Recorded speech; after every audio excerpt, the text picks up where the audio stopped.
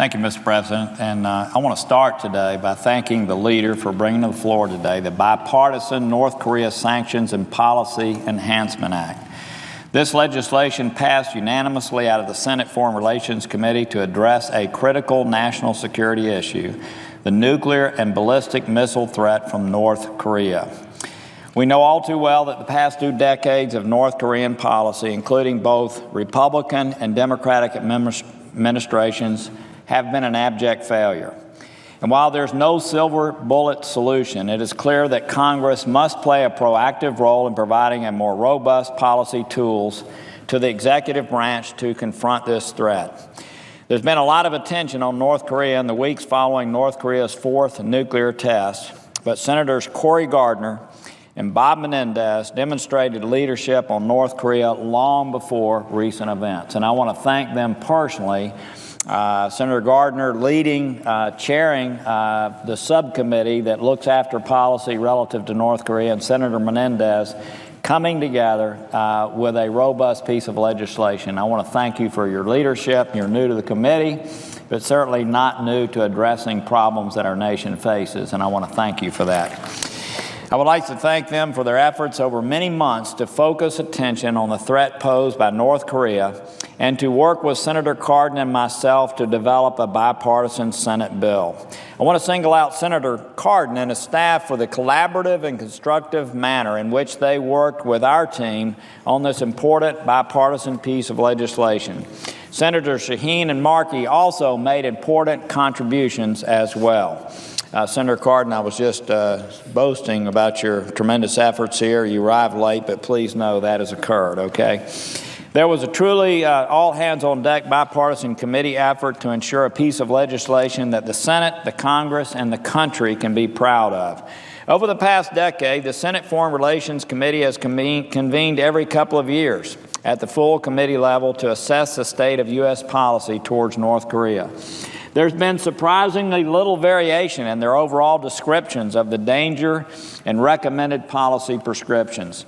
Former U.S. officials have all characterized North Korea's nuclear and ballistic missile activities as posing serious and unacceptable risks to the U.S. national interest. These same officials also stressed the importance of standing with our close regional allies, South Korea and Japan, in the face of destabilizing North Korean provocations.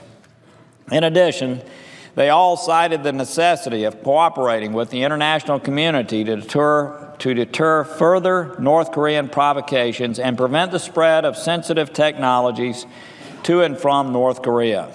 They all noted the importance of enforcing U.S. Security Council sanctions on North Korea, specifically the need for China to exercise greater influence over Pyongyang. Now, let me just say this. I am personally very disappointed at the way the UN Security Council is functioning. Whether it's Iran, where we had 2 ballistic missile tests, and yet nothing has been done at the UN Security Council level. Most recently, China sent a delegation to meet with North Korea right before this last test in order to try to influence them. And we're embarrassed. Let me say this. The country of China was embarrassed by the fact that North Korea went ahead with this ballistic test. And yet, in spite of that embarrassment, in spite of the fact that it is their neighbor on their border that is conducting these provocations, they still have not agreed to UN Security Council resolutions to put in place sanctions against North Korea. That is very disappointing. And in recent years, U.S. officials have spoken increasingly of the deplorable human rights situation in North Korea, including highlighting North Korea as North Korea's notorious prison camps. Of course, there have been some differences in approaches towards North Korea over the years, particularly with respect to the tactics of engaging North Korea and the appropriate balance of carrots and sticks. Yet it is apparent that the past several decades of U.S. policy are not working. North Korea continues to advance their nuclear and ballistic missile capabilities unchecked. They have orchestrated malicious cyber attacks that threaten our allies as well as our own national security. Meanwhile, the North Korean people remain impoverished and subject to brutal treatment at the hands of the Kim regime.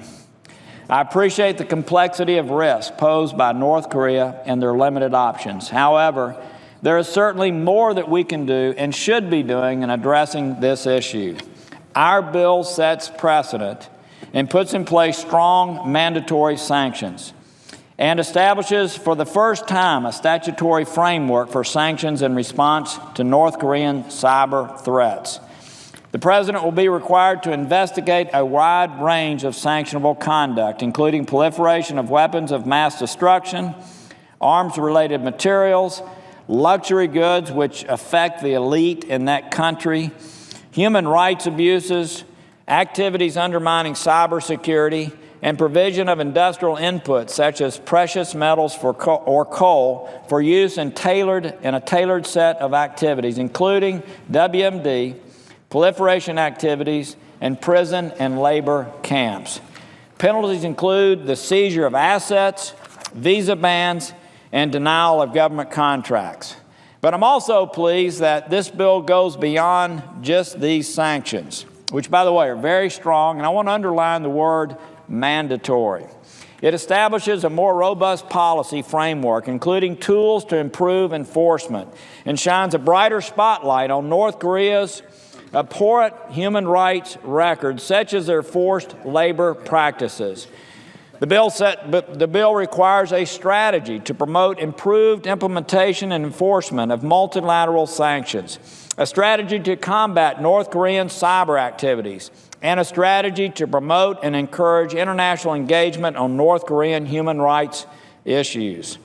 There are reporting requirements related to these strategies, as well as a report on political prison camps and a feasibility study on providing communications equipment to the people of North Korea.